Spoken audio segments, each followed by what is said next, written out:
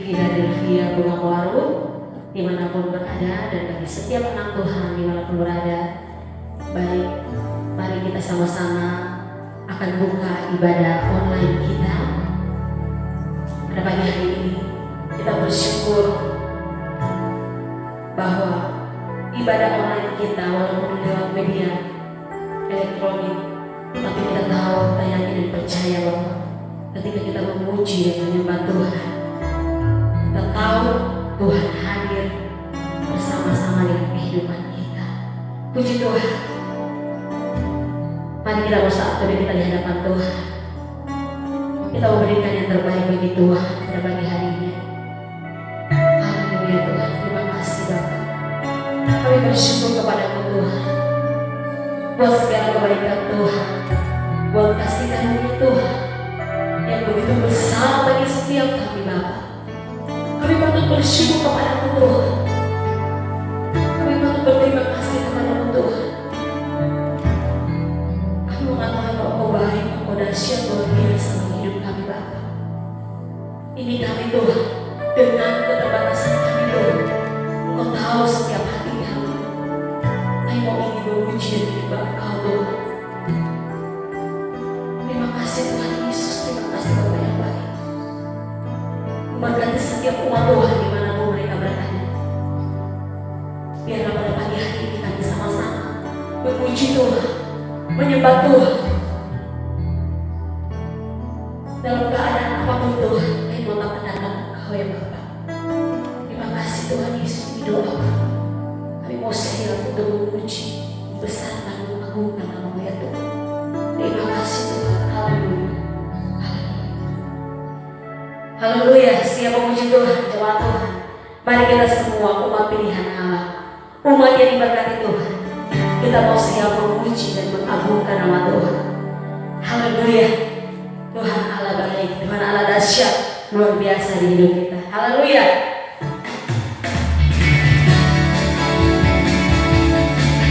Terima kasih Tuhan. Dahsyat, ajaib, luar biasa di hidup kami Bapa. Haleluya.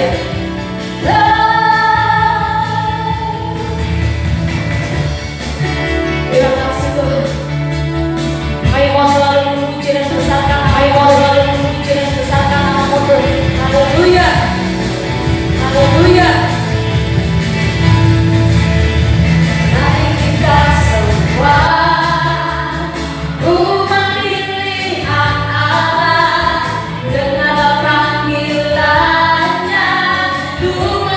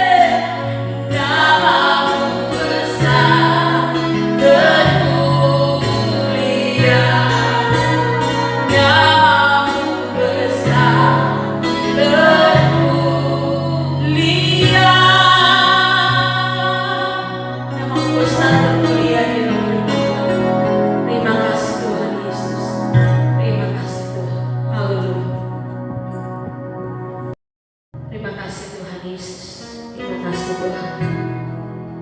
Ayo siap untuk mendengarkan kebenaran firman-Mu Tuhan. Terima kasih Tuhan Yesus. Berbicara melalui hamba-Mu ya Bapa pada pagi hari ini Tuhan. Pengurapan-Mu Tuhan turun atas hamba-Mu ya Tuhan. Terima kasih Tuhan. Waktu selanjutnya saya persilakan kepada hamba Tuhan yang membawakan kita dalam firman Tuhan. Kita bertemu kembali Bapak Mama yang ada di rumah di dalam ibadah raya online. Senang sekali bisa menjumpai Anda pada hari ini. Baik.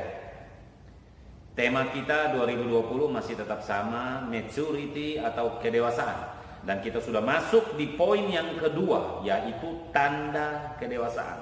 Topik kita hari ini berbicara tentang menjadi surat Kristus yang hidup. Ya, mari kita buka ayat kita di 2 Korintus 3 ayat 2 dan ayat 3. 2 Korintus 3 ayat 2 dan ayat 3. Sekali lagi, 2 Korintus 2 ayat 3 dan ayat 3. Ayat 2 dan ayat 3. Saya bacakan untuk kita semua. Kamu adalah surat pujian kami yang tertulis dalam hati kami dan yang dikenal dan yang dapat dibaca oleh semua orang. Karena telah ternyata bahwa kamu adalah surat Kristus yang ditulis oleh pelayanan kami, ditulis bukan dengan tinta tetapi dengan roh dari Allah yang hidup, bukan pada loh-loh batu, melainkan pada loh-loh daging, yaitu di dalam hati manusia. Kamu adalah surat pujian yang dapat dibaca oleh semua orang. Kamu adalah surat Kristus. Ya, baiklah Bapak Mama, kali ini saya tidak akan mengeksegesa ayat kita, melainkan saya akan fokus pada makna topikal saja, yaitu surat Kristus yang hidup yang dapat dibaca oleh semua orang. Ya, kekristenan kita seharusnya bisa menjadi satu hal yang bisa dinikmati oleh Allah dan oleh orang lain. Amin. Saya ulang, kekristenan kita seharusnya bisa menjadi sesuatu yang dinikmati oleh Allah dan oleh orang lain. Jadi yang namanya kekristenan itu seharusnya bisa menjadi sesuatu yang dinikmati oleh Tuhan dan juga bisa dinikmati oleh orang lain. Nah, ini berarti kehidupan kita sebagai orang Kristen itu bisa dilihat. Kehidupan kita sebagai orang Kristen itu terpampang dengan jelas, Bapak Mama. Terpampang bisa dilihat dengan jelas oleh Allah dan oleh orang lain. Artinya apa? Kita tidak bisa menyembunyikan kekristenan kita. Ya, setelah saya pikir-pikir, mungkin kita bisa menyembunyikan kehidupan kita dari manusia. Kita mungkin bisa tutup rapat-rapat, bisa sembunyikan kehidupan kita dari orang lain. Mungkin bisa. Tapi Bapak Mama yang dikasihi Tuhan, dengar baik-baik. Kita tidak akan pernah bisa menyembunyikan kehidupan kita. Kita tidak akan pernah bisa menutup rapat-rapat kehidupan kita, kekristenan kita dari Tuhan. Tuhan adalah Allah yang Maha Tahu. Dia melihat dengan jelas, terpampang dengan jelas seluruh kehidupan kita. Nah, oleh karena itu, berbicara tentang kehidupan yang terpampang dengan jelas, dengar baik-baik, kehidupan kita pasti jelas berbicara bahwa kita adalah surat Kristus yang hidup. Nah, dalam kaitan dengan kedewasaan rohani, maka kita harus sadar bahwa kehidupan kita itu menunjukkan kepada Tuhan dan kepada orang lain apakah kita dewasa atau tidak dewasa. Jadi kita dewasa atau tidak dewasa itu akan terlihat jelas Amin. Kita dewasa atau tidak dewasa, kekristenan kita ini dewasa atau tidak dewasa akan terlihat jelas oleh Tuhan dan oleh sesama. Tidak ada yang bisa tersembunyi. Sehingga pertanyaan buat kita hari ini adalah kehidupan yang bagaimana yang bisa terlihat oleh orang lain dan oleh Allah melalui diri kita. Sekali lagi, kehidupan yang bagaimana yang kita peragakan sebagai surat Kristus yang hidup, yang bisa dilihat dengan jelas. Kehidupan yang bagaimanakah yang akan terlihat oleh Allah dan oleh orang lain melalui diri kita. Amin. Bapak Mama yang dikasihi Tuhan, ini yang akan kita bahas. Apakah kehidupan kita menunjukkan kedewasaan ataukah kehidupan kita menunjukkan kekanak-kanakan? Mari kita bahas tentang hal ini. Berbicara tentang menjadi surat Kristus yang hidup, yang memancarkan atau memperlihatkan kehidupan kekristenan yang dewasa, maka yang pertama-tama yang kita harus pahami dulu supaya kita tidak salah dalam menerapkan kehidupan kita adalah, yang pertama-tama kita harus pahami, kita harus mengerti dulu apa itu kedewasaan rohani. Ya. Nah, dalam mendalami Alkitab, kalau kita mendalami Alkitab, kita akan dapati berbicara tentang kedewasaan rohani ini mempunyai banyak aspek. Ketika kita berbicara apa artinya dewasa secara rohani, itu ada banyak aspek yang ditunjukkan oleh Alkitab. Nah, kalau kita mau bahas semua di sini tidak akan cukup waktu kita. Jadi kali ini saya hanya akan melihat dari aspek secara gender saja. Jadi saya hanya ambil satu aspek saja, ini yang akan kita gali, yaitu dari sisi gender. Kedewasaan rohani dari aspek gender. Nah, yang pertama, kedewasaan rohani itu secara feminin. Sekali lagi, kedewasaan rohani secara feminin. Alkitab memberitahu kepada kita bahwa kita adalah gereja Tuhan. Jadi kumpulan orang percaya itu disebut gereja, itu secara feminin. Gereja adalah mempelai Kristus. Amin. Jadi dari aspek gender yang pertama, kita adalah gerejanya, orang percaya. Itu kita adalah mempelai Kristus. Kita mempelai wanitanya Kristus. Amin. Kita buka ayat kita 2 Korintus 11 ayat 2. 2 Korintus 11 ayat 2. Sebab aku cemburu kepada kamu dengan cemburu ilahi, karena aku telah mempertunangkan kamu kepada laki-laki untuk membawa kamu, perhatikan ini, sebagai perawan suci kepada Kristus. Perawan suci kepada Kristus. Kita dipertunangkan dengan Kristus. Amin. Ya. Kemudian Wahyu 21 ayat 9. Wahyu 21 ayat 9. Maka datanglah seorang dari ketujuh malaikat yang memegang ketujuh cawan yang penuh dengan ketujuh malapetaka terakhir itu. Lalu ia berkata kepadaku, katanya, marilah ke sini, aku akan menunjukkan kepadamu pengantin perempuan mempelai anak domba. Ya. Jadi bagaimana Alkitab menggambarkan tentang mempelai yang dewasa? Bagaimana Alkitab menggambarkan tentang mempelai yang dewasa? Tentu saja gambaran itu kita dapati dari gambaran tentang seorang istri. Amin. Kalau kita menikah itu ada suami, ada istri. Nah, gereja Tuhan atau orang percaya digambarkan sebagai mempelai Kristus. Nah, bagaimanakah mempelai Kristus yang dewasa itu? Kita dapat gambaran tentang seorang istri.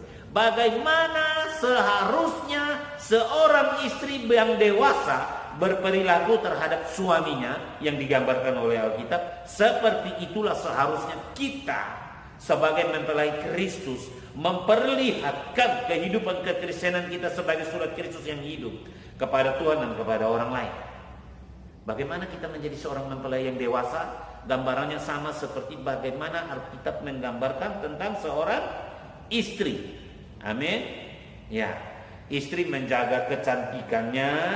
Berarti kita sebagai mempelai Kristus, kita menjaga kecantikan rohani kita.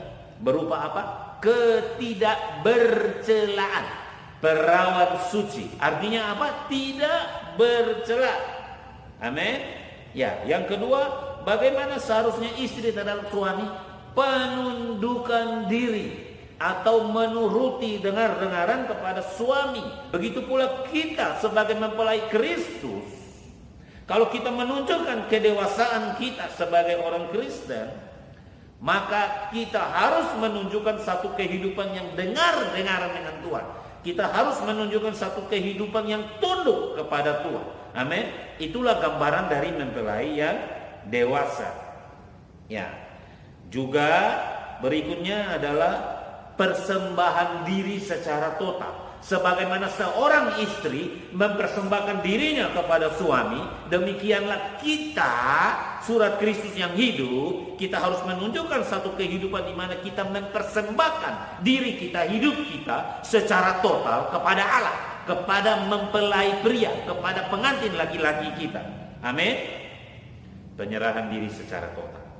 Oke.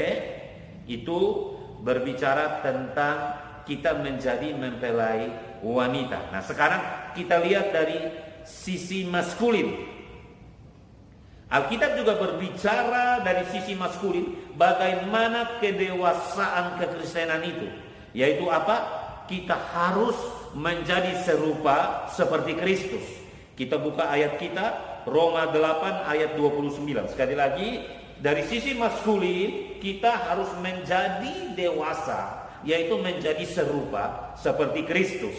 Nah, Roma 8 ayat 29 kita baca sama-sama. Sebab semua orang yang dipilihnya dari semula, mereka juga ditentukannya dari semula untuk menjadi serupa dengan gambaran anaknya, supaya ia, anaknya itu, menjadi sulung di antara banyak saudara. Katakan sama-sama dengan saya, menjadi serupa dengan gambaran anaknya. Jadi dari sisi maskulin kita bertumbuh menjadi dewasa, artinya menjadi semakin serupa seperti gambaran Kristus. Amin. Kita buka lagi satu ayat di Galatia 4 ayat 19. Sekali lagi, Galatia 4 ayat 19. Hai anak-anakku, karena kamu aku menderita sakit bersalin lagi sampai rupa Kristus menjadi nyata di dalam kamu. Jadi Tuhan menghendaki setiap orang Kristen yang menjadi surat Kristus yang hidup supaya bisa menjadi dewasa sama seperti Kristus. Tuhan menghendaki anak-anaknya senantiasa dipenuhi oleh kepenuhan Kristus. Jadi sebagai orang Kristen kita bertumbuh menjadi dewasa secara rohani. Dari sisi feminin kita menjadi mempelai Kristus. Amin. Dan dari sisi maskulin kita menjadi serupa dan segambar seperti Kristus. Itulah arti dari kedewasaan. Selanjutnya yang kedua, yang berikutnya yang kedua, bagaimana manifestasi kedewasaan yang sebenarnya? Ya, bagaimana manifestasi kedewasaan yang sebenarnya? Berbicara tentang manifestasi kedewasaan, kita sebagai orang percaya, sebagai surat Kristus yang hidup, maka harus secara nyata kita menunjukkan gaya hidup mempelai Kristus yang serupa dan segambar dengan Kristus. Jadi karakter Kristus, sekali lagi, sifat Kristus itu harus terpancar keluar dengan jelas dari sikap hidup kita sehari-hari, dari pilihan demi pilihan demi pilihan kehidupan kita sehari-hari. Ya, di luar itu maka itu bukan kedewasaan. Amin. Jadi karakter Kristus, sifat Kristus harus terpancar keluar dengan jelas dari sikap hidup kita, dari pilihan-pilihan kita. Di luar itu bukan kedewasaan. Bapak Mama yang dikasihi Tuhan. Jadi kita tidak boleh memanifestasikan yang lain selain daripada Kristus. Kita menjadi surat Kristus yang hidup, berarti secara gamblang, secara nyata, terpampang dengan jelas, tidak tersembunyi. Amin. Kita harus memancarkan Kristus. Nah, Kalau misalnya ada orang yang menyinggung kita, Bapak Mama yang dikasihi Tuhan, ketika kita disinggung, apa yang keluar? Respon apa yang keluar dari dalam diri kita? Itu menunjukkan kedewasaan kita. Ketika kita disinggung, apa yang keluar? Amarah atau kesabaran? Apa yang keluar dari dalam diri kita? Pengampunan atau justru kita mencaci maki? Amin.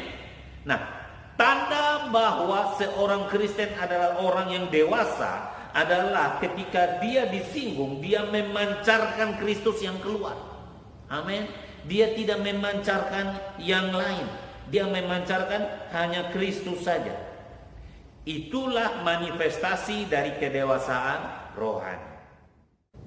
Berikutnya yang ketiga, di mana menemukan kedewasaan rohani? Di mana kita bisa menemukan kedewasaan rohani? Nah, Bapak Mama yang dikasihi Tuhan, penekanan saya di sini berbicara tentang kedewasaan adalah proses pertumbuhan. Katakan sama-sama dengan saya, proses pertumbuhan. Jadi mulai dari bayi, kemudian dia bertumbuh menjadi kanak-kanak, remaja, pemuda, lalu dewasa.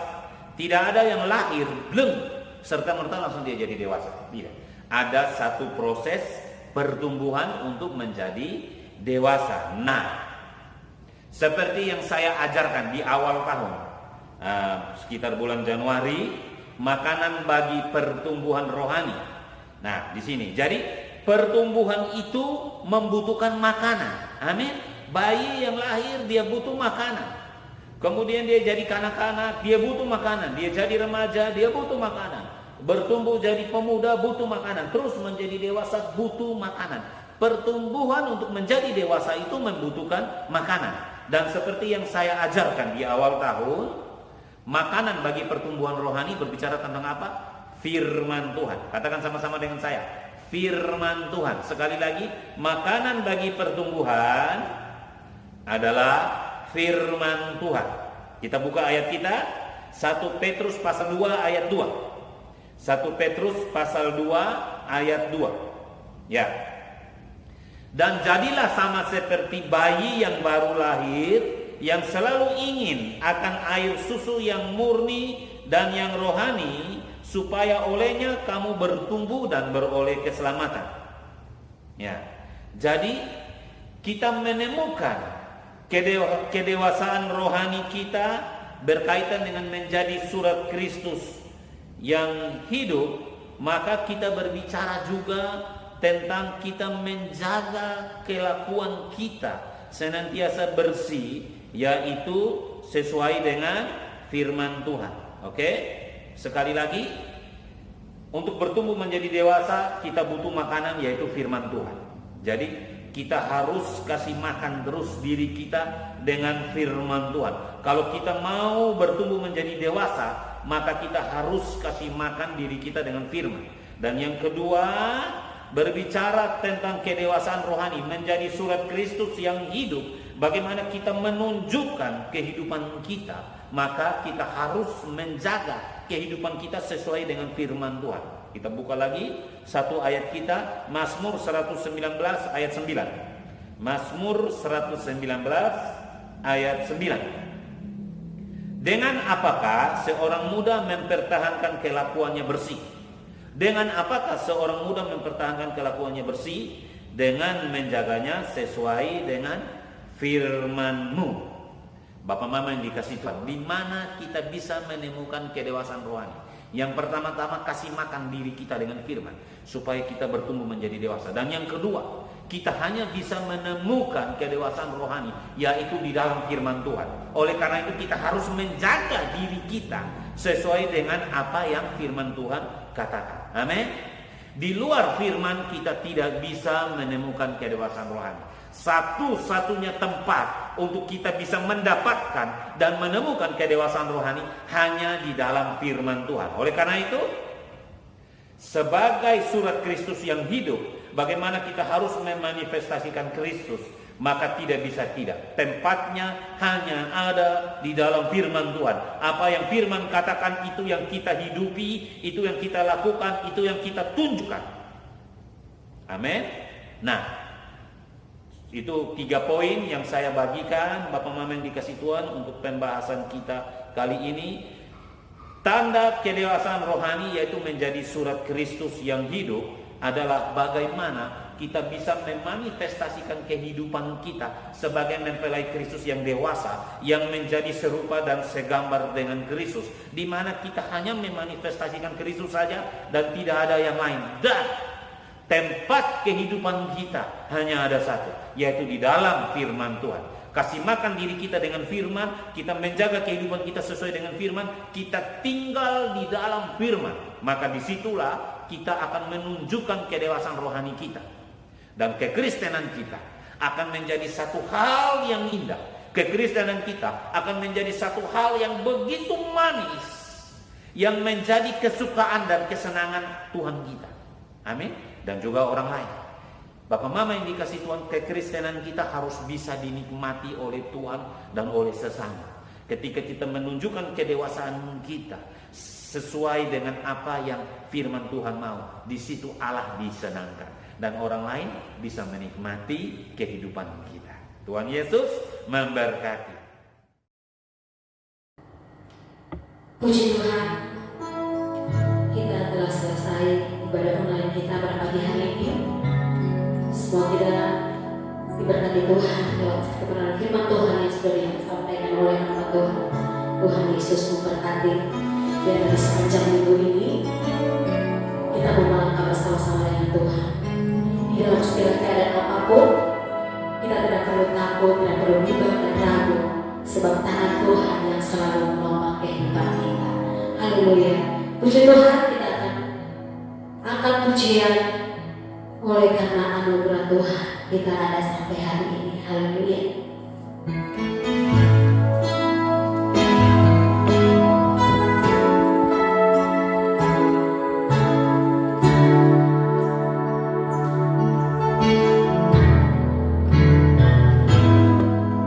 Di saat aku bimbang, hanya Kau Tuhanku. Di saat aku lemah, hanya Kau Tuhan yang menopangku. Oleh karena kasih-Mu, oleh karena kasih-Mu, ku dapat sukacita, bebas dari kesesakanku. Oleh karena anugerah-Mu, ku kuat, ku mampu. Lalui hari-hari bersama-Mu, Yesus Tuhanku. Oleh karena anugerah-Mu Tuhan, oleh karena anugerah-Mu, ku kuat, ku mampu, ku mampu. Lalui hari-hari bersama-Mu, Yesus Tuhanku. Mari lagi, oleh karena anugerah-Mu Tuhan, amin. Oleh karena anugerah-Mu, ku kuat, ku mampu, kuat, ku mampu. Lalui hari-hari bersama-Mu, Yesus Tuhanku. Lalui hari-hari, lalui hari-hari, lalui hari-hari, lalui hari-hari bersama-Mu, Yesus Tuhanku. Terima kasih Tuhan, kami dapat lalui hari-hari kami bersama Yesus Tuhan. Doa penutup sekalian, doa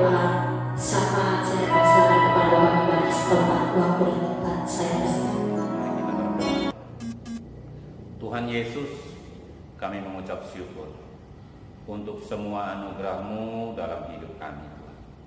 Kami percaya dalam keadaan apapun Engkau tetap beserta kami. Kami berdoa untuk wabah corona yang sedang berlangsung.